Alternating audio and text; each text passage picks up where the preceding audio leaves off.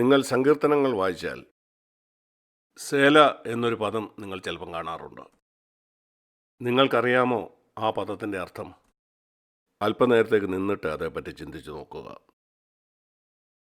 അതുകൊണ്ട് നമുക്കിവിടെ അല്പം നിൽക്കാം, ഇതേപ്പറ്റി ചിന്തിക്കുക. നിങ്ങളുടെ സ്വർഗീയ പിതാവ് നിങ്ങളുടെ നന്മയ്ക്കായിട്ട് നിങ്ങളെ ശിക്ഷിക്കുന്നു. സ്വല. സങ്കീർത്തനക്കാരൻ പറയാണ്, പെട്ടെന്ന് വായിച്ചു പോകാതെ ഒന്ന് നിർത്തിക്കേ, അല്പനേരം അടുത്ത വാക്യം വായിക്കുന്നതിന് മുമ്പ് അതേപ്പറ്റി ചിന്തിക്കൂ. ശരി, ഞാൻ ചിന്തിക്കുകയായിരുന്നു എൻ്റെ സ്വർഗീയ പിതാവ് എത്രമാത്രം കരുതലോടെ എന്നെ സ്നേഹിക്കുന്നെന്ന്. ഞാൻ പറയട്ടെ, ദൈവത്തോടുള്ള ബന്ധത്തിൽ ഞാൻ ഏറ്റവും വിലമതിക്കുന്ന ഒരു കാര്യം ഇതാണ്. ചെറിയ കാര്യങ്ങളിൽ പോലും ഞാൻ തെറ്റിപ്പോകാൻ അവൻ ആഗ്രഹിക്കുന്നില്ല. നിസ്സാരമെന്ന് എനിക്ക് തോന്നുന്ന കാര്യങ്ങളിൽ പോലും. നിങ്ങൾ ചിന്തിക്കും, ഓ അതെത്ര നിസ്സാര കാര്യമാണ്. നിസ്സാരമാണെന്ന് എനിക്കറിയാം. 0.1% പൂർണ്ണതയിൽ നിന്ന് താഴെയുള്ള ഒരു കാര്യമായിരിക്കാം. കർത്താവ് പറയും, പോരാ, നീ പൂർണ്ണനാകാനാണ് ഞാൻ ആഗ്രഹിക്കുന്നത്. മറ്റുള്ളവർക്ക് അതിനകത്ത് താല്പര്യമില്ലായിരിക്കാം, നിനക്ക് താല്പര്യമുണ്ടെന്ന് എനിക്കറിയാം. നീ പൂർണ്ണനാകുക. ഞാനൊരു സഹോദരനെ പറ്റി പറയാം. ഈ കൂട്ടത്തിലുണ്ടായിരുന്ന ഒരാൾ, പക്ഷേ അവൻ ഇപ്പം നമ്മുടെ കൂടെ ഇല്ല. എനിക്ക് ഇതുപോലുള്ള പല സഹോദരന്മാരെ ഓർമ്മയുണ്ട്. അവരിൽ 2 പേരെ കുറിച്ച് പറയാം. അതിലൊരാൾ എൻ്റെ അടുക്കൽ വന്ന് എന്നോട് പറഞ്ഞു, സായിക് ബ്രദറെ, എൻ്റെ ഒരു ആത്മീയ പരിശോധന നടത്താമോ? ഞാൻ ചോദിച്ചു, ശരിക്കും നിനക്കത് താങ്ങാൻ പറ്റുമോ? അവൻ പറഞ്ഞു, പറ്റും. ഞാൻ അദ്ദേഹത്തോട് പറഞ്ഞു, അവൻ സഭയെ വിട്ടുപോയി.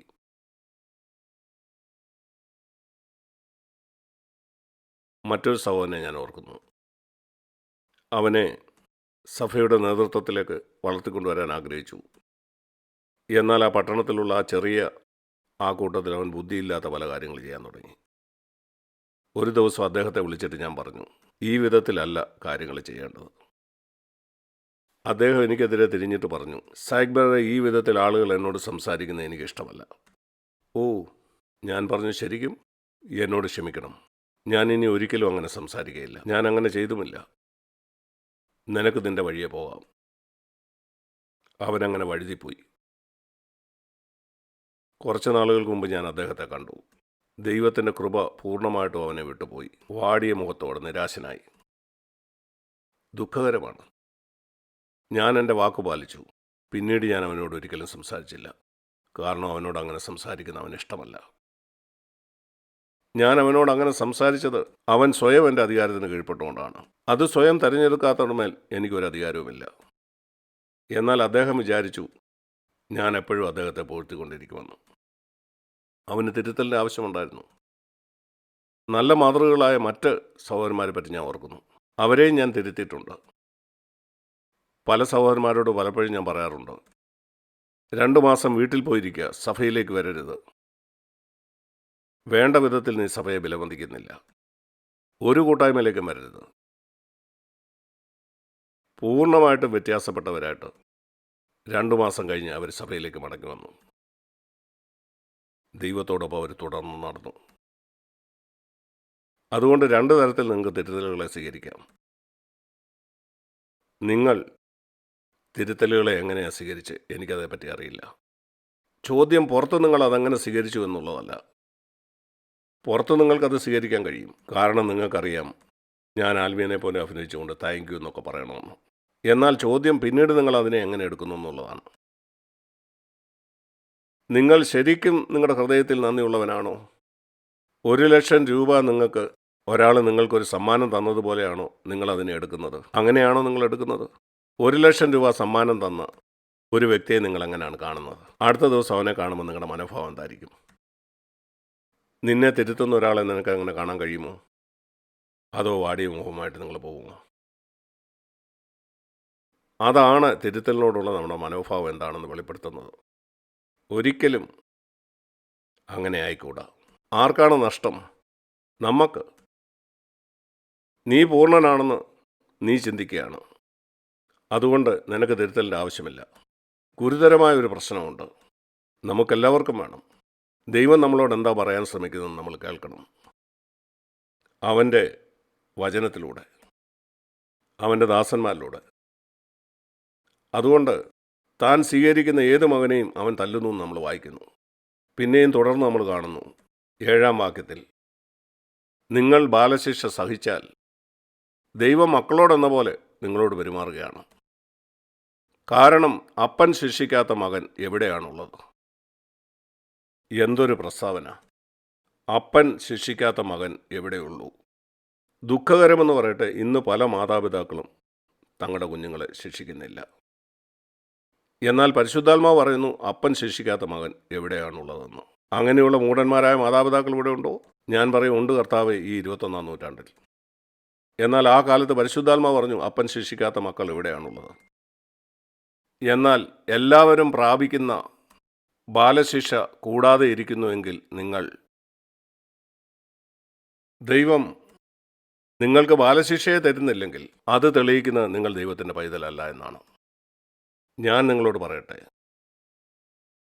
എൻ്റെ വീടിൻ്റെ സമീപത്ത് എൻ്റെ കുഞ്ഞുങ്ങൾ മറ്റുള്ള കുഞ്ഞുങ്ങളോടൊപ്പം കളിക്കുന്ന സമയത്ത്, അവർ 5-6 വയസ്സുള്ള കുഞ്ഞുങ്ങളാണ്, മറ്റു കുഞ്ഞുങ്ങളെ പോലെ അവരും തമ്മിൽ വഴക്കുണ്ടാകും.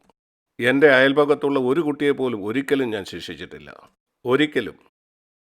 നിങ്ങൾക്ക് കാണാം ഒത്തിരി CFCയിലുള്ള കുഞ്ഞുങ്ങൾ കുസൃതി കാണിക്കുന്നത്. അവരെ ആരെയും ഞാൻ ഒരിക്കലും അടിച്ചിട്ടില്ല. ഇല്ല. എന്തുകൊണ്ട്? കാരണം അവരെൻ്റെ മക്കളല്ല. എന്നാൽ എൻ്റെ സ്വന്തം കുഞ്ഞുങ്ങളോട് ഞാൻ അങ്ങനെ ചെയ്തിട്ടുണ്ട്. ഞാൻ ചിന്തിക്കുന്നത് നിങ്ങൾക്കും അത് പറയാൻ കഴിയുമെന്ന്. മറ്റുള്ളവരുടെ എത്ര കുഞ്ഞുങ്ങളെ നിങ്ങൾ ഇതുവരെ അടിച്ചിട്ടുണ്ട്? നിങ്ങളുടെ കുഞ്ഞുങ്ങളെ മാത്രമേ നിങ്ങൾ അടിച്ചിട്ടുള്ളൂ. ഇവിടെ പറയുന്നത്, ദൈവം ഒരിക്കലും നിങ്ങളെ അടിച്ചിട്ടില്ലെങ്കിൽ നീ അവൻ്റെ മകനല്ല. നിങ്ങളത് കേട്ടോ? ദൈവം നിങ്ങളെ ഒരിക്കലും അടിച്ചിട്ടില്ലെങ്കിൽ നീ നിന്നെ തന്നെ ശോധന ചെയ്ത് നോക്കണം, നീ ഒരു ദൈവ ഇതിലാണോ അല്ലയോ എന്ന്. എനിക്ക് അനേക അടികൾ കിട്ടിയിട്ടുണ്ട്. ഞാൻ പറയട്ടെ, അതെല്ലാം എൻ്റെ ജീവിതത്തിൽ എത്രയോ അധികം നന്മകൾ ചെയ്തു. ദൈവത്തിൽ നിന്ന് എനിക്ക് കിട്ടിയ എല്ലാ അടിയും എനിക്കൊത്തിരി നന്മകൾ തന്നു. എന്നെ ഞാനാക്കിയത് ആ അടികളാണ്. അതുകൊണ്ട് ഞാൻ ദൈവത്തെ കൂടുതൽ ബഹുമാനിക്കുന്നു. എൻ്റെ മക്കൾ അവർ പരസ്യമായും രഹസ്യമായും പറഞ്ഞിട്ടുണ്ട്, ഞാൻ കൊടുത്ത ശിക്ഷകളെ അവർ വിലമതിക്കുന്നുവെന്ന്. അതുകൊണ്ട് അവർ കൂടുതൽ എന്നെ ബഹുമാനിക്കുകയും ചെയ്യുന്നു. കാരണം അതിൽ കൂടെ ഉണ്ടായ നന്മ അവർക്ക് കാണാൻ കഴിയുന്നുണ്ട്.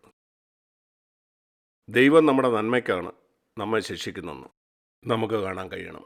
എന്നാൽ നിങ്ങൾ വളരെ വളരെ നിഗളിയാണെങ്കിൽ നിങ്ങൾ പറയും, ദൈവമേ, നീ എന്നെ തിരുത്താൻ ആഗ്രഹിക്കുന്നെങ്കിൽ നീ തന്നെ വന്ന് എന്നെ തിരുത്തണം, നിൻ്റെ ഏതെങ്കിലും ഒരു ദാസനെ കൂടല്ല. അത് ഇതുപോലാണ്. ഇന്ത്യയുടെ പ്രസിഡന്റിനോട് നിങ്ങൾ പറയുകയാണ്, നിനക്കൊരു ലെറ്റർ എനിക്ക് തരണമെങ്കിൽ നീ എൻ്റെ വീട്ടിൽ വന്നാൽ തരിക, ഒരു പോസ്റ്റ്മാനിൽ കൂടെ അല്ല തരേണ്ടത്. ഇന്ത്യയുടെ പ്രസിഡന്റിനോട് നിങ്ങൾക്ക് അങ്ങനെ പറയാൻ കഴിയുമെന്ന് നിങ്ങൾ ചിന്തിക്കുന്നു? പ്രസിഡന്റ് നിങ്ങൾക്ക് ഒരു ലെറ്റർ അയച്ചു എന്നുള്ളത് തന്നെ വലിയ കാര്യമാണ്. എന്നാൽ നിങ്ങൾ പറയുകയാണ്, ഞാൻ ഈ കത്ത് പോസ്റ്റ്മാനിന് സ്വീകരിക്കുകയില്ല, നീ തന്നെ ഇവിടെ വന്ന് എനിക്ക് തരിക. നീ ഒരിക്കലും പ്രസിഡന്റിനോട് അത് പറയുകയില്ല, നിൻ്റെ കോളേജിലെ പ്രിൻസിപ്പളിനോടും അത് പറയുകയില്ല, നിൻ്റെ മേലധികാരിയോട് നീ പറയുകയില്ല. എന്നാൽ ദൈവത്തോട് നിങ്ങൾ അങ്ങനെയാണ് പറയുന്നത്. കർത്താവെ, നിനക്കെന്നെ തിരുത്തണോ? നീ തന്നെ വന്ന് തിരുത്തുക, നിൻ്റെ ദാസൻ കൂടല്ല. ദൈവത്തോട് അങ്ങനെ പറയരുത്. നിന്നെ തന്നെ താഴ്ത്തുക. കർത്താവിനോട് പറയുക, കർത്താവേ, ഏത് വഴിയിലൂടെ അത് ചെയ്യണേ, കുഴപ്പമില്ല കർത്താവേ, നീ തന്നെയോ മറ്റാരിൽ കൂടെയോ നീ അത് ചെയ്താട്ട്. 9-ാം വാക്യത്തിൽ നാം വായിക്കുന്നത്, നമ്മുടെ ജഡസംബന്ധമായ പിതാക്കൾ നമ്മളെ ശിക്ഷിച്ചപ്പം അതിൻ്റെ ഫലം എന്തായിരുന്നു? നാം അവരെ വണങ്ങിപ്പോന്നു. എനിക്ക് ആത്മാർത്ഥമായിട്ട് അത് പറയാൻ കഴിയും. ഞാൻ എൻ്റെ മക്കളെ ശിക്ഷിച്ചതൊക്കെ അവർ ബഹുമാനത്തോടെ ഇന്നും ഓർക്കുന്നു. ആത്മാക്കളുടെ പിതാവിന് എത്ര അധികമായി കീഴടങ്ങി ജീവിക്കേണ്ടതല്ലയോ? അവർ ശിക്ഷിച്ചത് കുറേ കാലത്തേക്കായിരുന്നു, അത് അവർക്ക് ബോധിച്ച വിധമായിരുന്നു. എന്നാൽ അവൻ നമ്മുടെ ഗുണത്തിനാണ് ശിക്ഷിക്കുന്നത്. അങ്ങനെയുള്ള എല്ലാ ശിക്ഷണത്തിൻ്റെ ഉദ്ദേശം നാം അവൻ്റെ വിശുദ്ധി പ്രാപിക്കേണ്ടതിനാണ്. എന്നാൽ 11-ാം വാക്യത്തിൽ ഏത് ശിക്ഷയും അത് സംഭവിക്കുമ്പോൾ അത് അപ്പം സന്തോഷകരമല്ല. നിങ്ങളെ ആരെയെങ്കിലും നിങ്ങളുടെ പിതാവ് അടിച്ചിട്ടുണ്ടോ? നിങ്ങൾക്കറിയാം, നിങ്ങളുടെ പിതാവ് നിങ്ങളെ അടിച്ചപ്പോൾ നിങ്ങൾക്കത് സന്തോഷകരമായിരുന്നില്ല. നിശ്ചയമായിട്ടുമല്ല, ആരും അടി കൊള്ളാൻ ആഗ്രഹിക്കുന്നില്ല. എന്നാൽ പിന്നീട് അതിനാൽ അഭ്യാസം പ്രാപിച്ചവർക്ക്, അതിനാൽ മുറിപ്പെടാത്തവർക്ക് അത് വളരെ പ്രധാനമാണ്. എല്ലാവരുടെയും കാര്യമല്ല. പിന്നത്തേതിലോ അതിനാൽ അഭ്യാസം വന്നവർക്ക്, അതിൽ നിന്നൊരു പ്രയോജനമുണ്ടായവർക്ക്. ഇവിടെ വായിക്കുന്നത് നീതി എന്ന സമാധാന ഫലം അതിൽ കൂടെ ലഭിക്കും. എന്നാൽ ആ ശിക്ഷ നടക്കുന്ന സമയത്ത് അത് തമാശയല്ല, നിശ്ചയമായിട്ടും. അതുകൊണ്ട് നാം പഠിക്കേണ്ടതാണ്, നാം മുറിപ്പെട്ട് പോകാതെ എങ്ങനെ തിരുത്തൽ സ്വീകരിക്കാം.